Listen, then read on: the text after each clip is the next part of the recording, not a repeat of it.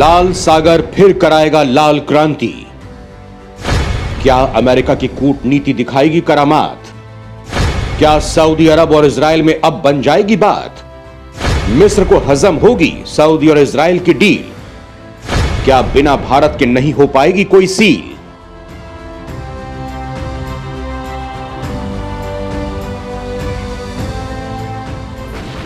दोस्तों, जिस लाल सागर को लेकर कभी खून की नदियां बहती थी, गोलियों की तड़तड़ाहट गूंजती थी, ऐलान जंग होता था, हर तरफ बस बर्बादी ही होती थी, वहां अब कोई जंग नहीं होगी, कोई बवाल नहीं होगा, कोई विवाद नहीं होगा, बस होगी तो शांति ही शांति। यह सब संभव होगा केवल भारत के कारण। जी हां दोस्तों, सही सुन रहे हैं आप।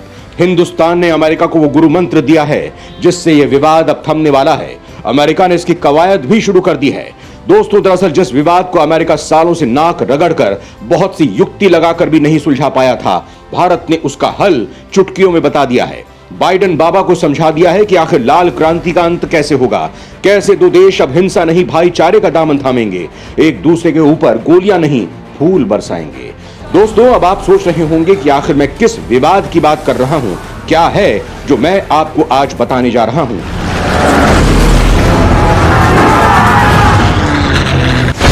कहां हुआ करती थी रक्त क्रांति? क्या था इस रक्त क्रांति का इतिहास? आखिर कैसे इस क्रांति को रोका गया? इसका सूत्रधार कौन था? और अब ऐसा क्या होने जा रहा है कि जिससे इस रक्त क्रांति के बीज का ही समूल नाश हो जाएगा? आज के इस वीडियो में मैं आपको बताऊंगा, यह भी समझाऊंगा कि भारत की इसमें क्या भूमिका होने वाली है। लेकिन यह सब जानने के लिए आपको मेरे साथ बने रहना होगा और यह वीडियो पूरा देखना होगा, क्योंकि आज के वीडियो में जो धमाका होने वाला है उसके बारे में आपने कल्पना भी नहीं की होगी। एक ऐसी जानकारी जिसे सुनकर आप हिल जाएंगे, आपकी सिट्टी पिट्टी गुम हो जाएगी। तो चलिए शुरू करते हैं।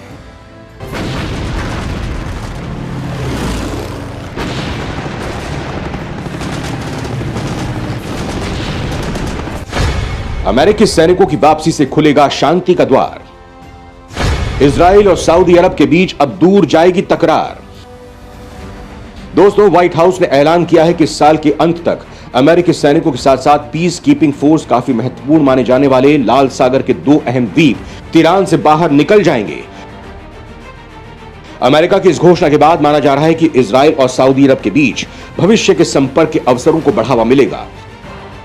अमेरिकी राष्ट्रपति जो बाइडेन ने सऊदी अरब के दौरे के दौरान इस बात की घोषणा की है।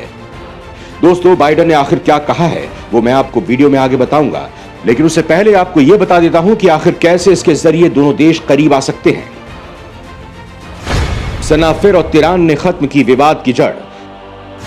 सऊदी अरब और इजराइल के रिश्तों में फूकेंगे नई जान। दोस्तों, तिरान और सनाफिर ये रेगिस्तानी द्वीप हैं। आबादी से इनका कोई रिश्ता नहीं है, लेकिन लंबे समय से एक दूसरे के दुश्मन रहे इजराइल और सऊदी अरब के बीच के तीखे रिश्तों को सहज करने में इनकी बड़ी भूमिका हो सकती है। रणनीतिक तौर पर ये दोनों द्वीप बड़ी ही अहम जगह पर हैं। ये ठीक खाड़ी के मुहाने पर हैं। इसी मुहाने पर जॉर्डन का बंदरगाह अकाबा और इजराइल का बंदरगाह इलात आते हैं। दोनों का इतिहास उथल पुथल से भरा रहा है। इजराइल ने हाल में मोरक्को, बहरीन, सूडान और संयुक्त अरब अमीरात के साथ अपने रिश्ते सुधारने की शुरुआत की है। हाल के दिनों में कुछ ऐसी घटनाक्रम हुए हैं। सऊदी अरब ने अपने एयर स्पेस सभी एयरलाइंस के लिए खोलने का ऐलान किया है। इनमें अब तक प्रतिबंधित रही इजराइल एयरलाइंस भी शामिल है।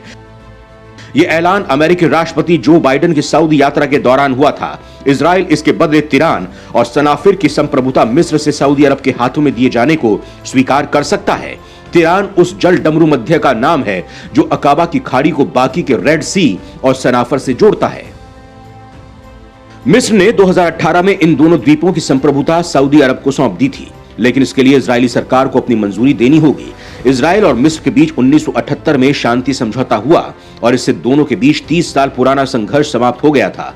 लेकिन इस समझौते के लिए जरूरी था कि तिरान और सनाफिर से फौजें पूरी तरह से हटा ली जाएं। हालांकि सऊदी अरब चाहता है कि ये शांति रक्षक इन द्वीपों को छोड़ दें। अगर इजराइल इस बात पर राजी हो जाता है कि यहां की फौजें सिनाई से दक्षिण की ओर चली जाएं और द्वीपों पर निगरानी के लिए कैमरे लगा दिए जाएं, तो यह राजनयिक रिश्तों को सामान्य करने की दिशा में एक बड़ी अड़चन को खत्म कर देगा। दोस्तों यहां सवाल ये उठता है कि वो इतना अहम क्यों है। इसकी अहमियत समझने के लिए आपको दशकों पीछे लौटना होगा, खासकर सिनाई युद्ध और इजरायली राज्य की स्थापना के दौर में। लाल सागर के तिरान द्वीप का क्या है विवाद? किन किन देशों के बीच कब्जे को लेकर होती थी जंग? दोस्तों सिनाई युद्ध और इजरायली राज्य की स्थापना के दौर में मिस्र और सऊदी अरब के बीच संप्रभुता की लड़ाई दशकों से चली आई है।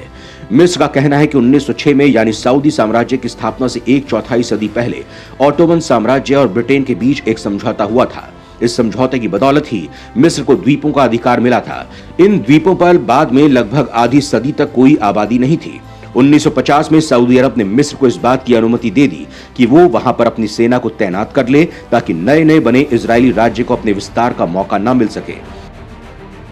1967 में मिस्र के राष्ट्रवादी नेता जमाल अब्दुल नासिर ने तिरान के जल डमरू मध्य को बंद करने और इजरायली बंदरगाह इलाद तक पहुंच रोकने के लिए इन द्वीपों का इस्तेमाल किया था। इससे इजराइल और रेड सी का संपर्क कट गया। इसके जवाब में इजरायली प्रधानमंत्री गोल्डा मेयर ने युद्ध छेड़ दिया। 6 दिन चले इस युद्ध के बाद इजराइल ने न सिर्फ द्वीप को अपने नियंत्रण में कर लिया, बल्कि इसने पूरे सिनाई प्रायद्वीप पर कब्जा कर लिया। साल 1982 में इसे लौटाया गया, यानी इस संबंध में समझौता होने के 3 साल बाद। हालांकि मिस्र दशकों से तिरान और सनाफिर पर सऊदी अरब के दावों को नकारता रहा था, लेकिन 2016 में मिस्र के राष्ट्रपति अब्दुल फतह सीसी ने सऊदी अरब के किंग सलमान अब्दुल अजीज अल सऊदी के सामने वादा किया कि ये उनके देश को सौंप दिए जाएंगे।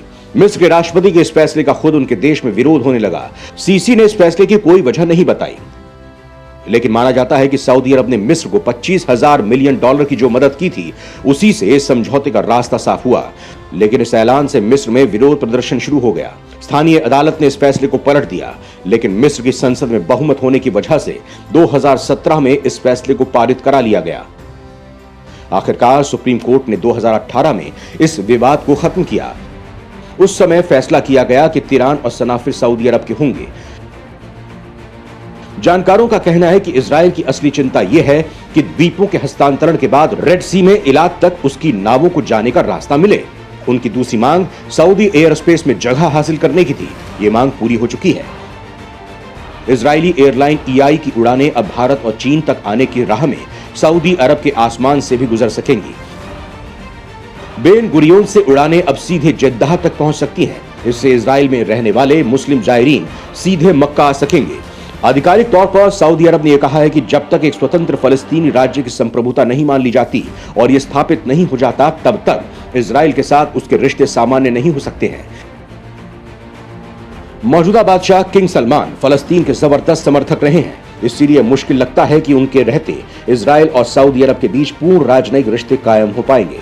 लेकिन उनके पुत्र मोहम्मद सलमान सऊदी अरब और इजराइल के बीच रिश्तों के प्रति ज्यादा खुलापन दिखा रहे हैं। हाल के कुछ वर्षों में सऊदी अरब और फलस्तीनी नेशनल अथॉरिटी के बीच के रिश्ते ठंडे पड़े हैं। सऊदी शाही परिवार के कुछ सदस्यों ने फलस्तीन सरकार की आलोचना भी की है। इजराइल, संयुक्त अरब अमीरात और बहरीन के बीच रिश्तों को सामान्य करने वाले 2020 के कथित अब्राहम एकॉर्ड ने अरब देशों के लिए इजराइल को मान्यता देने का रास्ता साफ कर दिया है।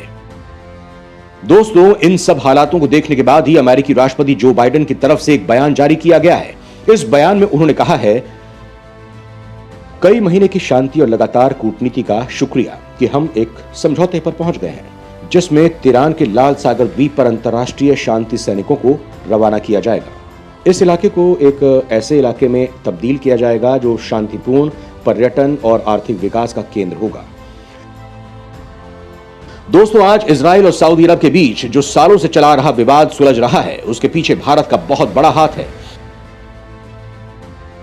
दोस्तों, पीएम मोदी की ही कोशिशों का नतीजा है कि ये सारे देश आपसी दुश्मनी को भुलाकर एक साथ आए। पीएम मोदी ने इन देशों को आपस में सामंजस्य के साथ काम करने की सलाह दी, उन्हें एकता का मतलब समझाया, साथ ही चीन की बढ़ती ताकत को रोकने के लिए इसे जरूरी बताया, जिसके बाद इन देशों की अक्ल ठिकाने आई और इन्होंने अपनी हट छोड़ते हुए एक साथ आने का फैसला किया। दोस्तों, यहां यह कहने में गुरेज नहीं कि अमेरिका कई सालों से इसकी कोशिश कर रहा था, लेकिन सफलता उसके हाथ नहीं लग रही थी। लेकिन पीएम मोदी ने यह काम चुटकियों में कर दिया है, जिससे अब बाइडेन बाबा भी हैरान है। दोस्तों, दुनिया जानती है कि पीएम मोदी एक कुशल राजनीतिक हैं और उनकी दूरदर्शी सोच का ही नतीजा है कि आज भारत के रिश्ते बहुत सारे नए देशों से जुड़ रहे हैं और भारत आज दुनिया में विश्व शक्ति के रूप में उभर रहा है। दोस्तों, आपको हमारा यह वीडियो कैसा लगा हमें कमेंट बॉक्स में जरूर बताएं। साथ ही इसे लाइक और शेयर जरूर करें। जय हिंद, जय भारत।